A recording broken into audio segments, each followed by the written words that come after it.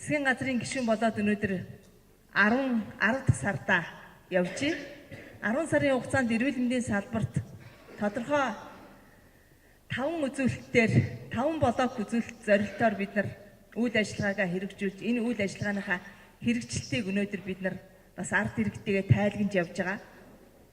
Зөвхөн одоо би ганцхан энэ Архангай аймагт хуваарлагдаж хайрхан сумд ирээгүй. Манай дэд сай төрийн нарийн бичгийн дарга гээд газрын дарга нар бүх улс орон даяараа явж илүү бүтэн Монгол хөтөлбөрийнхаа хэрэгжилтийг явцыг одоо дүгнж явж байгаа. За ингээд 10 сарын хугацаанд манай эрүүл мэндийн салбар хууль эрх зүйн орчныг боловсронгуй болгох чиглэлээр нийт энэ 4 жилийн хугацаанд хийх ажлынхаа 70 орчим хувийг бид нар хийлээ. Энэ хугацаанд бид хуулиуд бол өөрөө төрөн гарахтаа бол маш олон шалгууруудаар хууль төрж гардаг. Хууль хөтөлбөрүүд төрөн гарсараа эрүүл мэндийн салбарын хамгийн тулгамж байгаа асуудлыг шийдвэрлэх чиглэлээр ард түмний түнд биелэлт сайтай явагддаг. Тийм учраас хууль эрх зүйн орчныг бүрдүүлэх чиглэлээр нь анхаарч ажилласан. Тухайлбал одоо согтууруулахундаа хэтрүүлэн хэрэгэлсэн этгээдийг эрүүлжүүлэх гэсэн нэг хууль бас ард иргэдийн дунд маш хэцүү байсан. Хүлээ авах дээр согтуу хүмүүстэйгээ иргэд маань ойчрлж байгаад агсан тавьж байгаа хүмүүстэйгээ хамт нийлж байгаад үзлэг шинжилгээнд ордог ийм нэг гаж тогтолцоо бүрдсэн байсан. Энийг бол одоо цагдаагийн байгууллагад нь эргүүлж өгсөн байгаа. Өнөөдөр хайрхан сумын иргэд элэгний ВЦ вирусээ тодорхойлоход хайрхан суманд тоног төхөөрөмж байхгүй байж болно. Тэр тоног төхөөрөмж бол маш үнэтэй.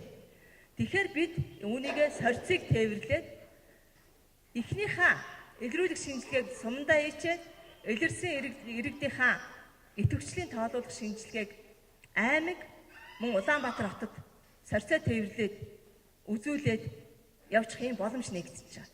Тэгэхээр цаашдаа бид нар бол энэ сумаасаа иргэд маань Улаанбаатар хот руугаа шинжилгээнүүдээ явуулаад оншоо тогтоочих, дараа нь телемедицинээр хоорондоо нэг өрөөнд сууж байгаа юм шиг ярилцаад одоо та бүхэн үр хүүхдүүдтэйгээ найз нөхдөдтэйгээ энэ Viber, Skype гээд одоо олон юмнуудаар бие бинийгээ нүрээ хараад ярьдаг болсон. Яг энэ шиг профессоруудын баг зөвлөгөө өгчдөг ийм боломж нөхцөлийг бол нээж өгч байгаа. За энэ дээр бол анхан шатны манай сум орон нутгийн удирдлагууд тэр тусмаа манай эрүүл мэндийн төвийн удирдлагууд маш идэвхтэй ажиллаж иргэдээ одоо чирэгдэлгүй байлгах чиглэлээр анхаарах хэрэгтэй. За манай хайрхан сумын эрүүл мэндийн төв бол байгуулагдаад одоо 90 жил болж байгаа. За энэ хугацаанд бол нутаг дэвсгэрийн нийт одоо 4,000 гаруй иргэдэд бол эмнэлгийн одоо тусламж үйлчилгээ түүнээр нийгмийн эрүүл мэндийн чиглэлээр мөн яралтай тусламж үйлчилгээг бол цаг алдалгүй бол хөргөж ажиллаж байгаа.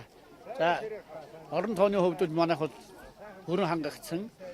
За мөн зах хэмжээний байвал зах тоног төхөөрөмжөө одоо 80 гаруй хангагдсан байгаа. За энэ жилийн хувьд бол 2017 оны хувьд бол илүү бүтэн Монгол энэ хөтөлбөрийн хүрээнд бол манай сумын хувьд бол нийт иргэдийн бол 94.5% нь бол хамрагдсан. За 50 гаруй хүн бол харагдсан. Энэ хүмүүс бол ихэнх нь Улаанбаатар Эрдэнэт бол байдаг. Энэ хүмүүстэй бол утсаар холбогдсон. Тэр хүмүүс ирж болцоо өгсөн үндсэндээ бол амжилттай хэрэгж байна.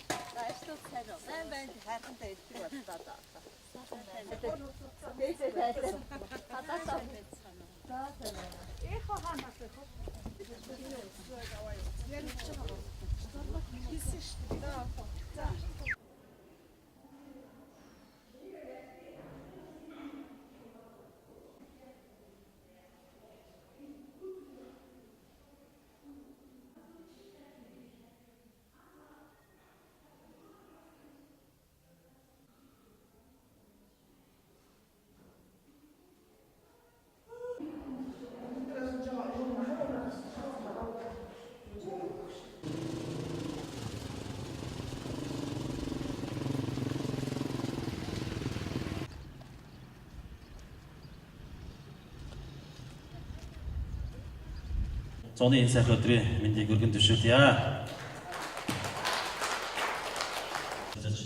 Уулзалт хийгээд хүрэлцсэн байна. Ингээд цогц сайд бас бүгд аялалтай хийж уулзж байгаад талархаад шүү.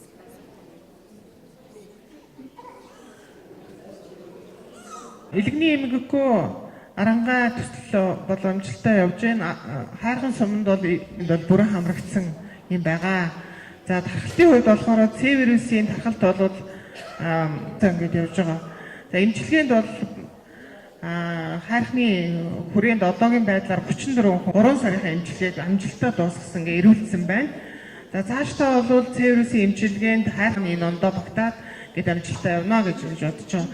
За энэний хүрээнд бас бид нар мэрэгжлийн эмч нарын үзлэг хяналт хамрагдах нь бас илүү их чухал ач холбогдолтой гэдгийг та бүхэндээ бас хэлхийг дуулгаж байна. Ингээд бас эрүүл байдал бүх юм бүхний газрын зүгээс мөн энэ салбарын хааны хамтлагны зүгээс баярлж байгаа гэдгийг хэлмээр байна.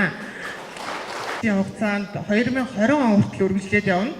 За эх жил бид нэр 15-аас 40 насны одоо яг эдэр насны хөрвүүлгийг мөн үргэлжлүүлээд ингээд хийгээд явна. За энэ бүх зардлууд бол эрүүл мэндийн даатгал, Монгол Улсын одоо засгийн газрын төсөв шүүд, за манай одоо нутгийн одоо эрүүл мэндийн сайд, за бусад одоо орон нутгийн удирдлага хөдөөгийн багийн эмчнэрээ унаажуулах асуудыг нэлээд нааштай шийдвэрлэж байгаа гэсэн Монгол ялцгая. Тэгээд Монгол Улсын шилдэг эмчээр одоо эрүүл мэндийн 어지러운 분위기 목태는 하루스와리 없다 오셨어야 одоо эмчнэр бүгдээр мэдчихэж байгаа. За одоо ингээд ямар ч хэлсэн миний төрж ирсэн нь тий.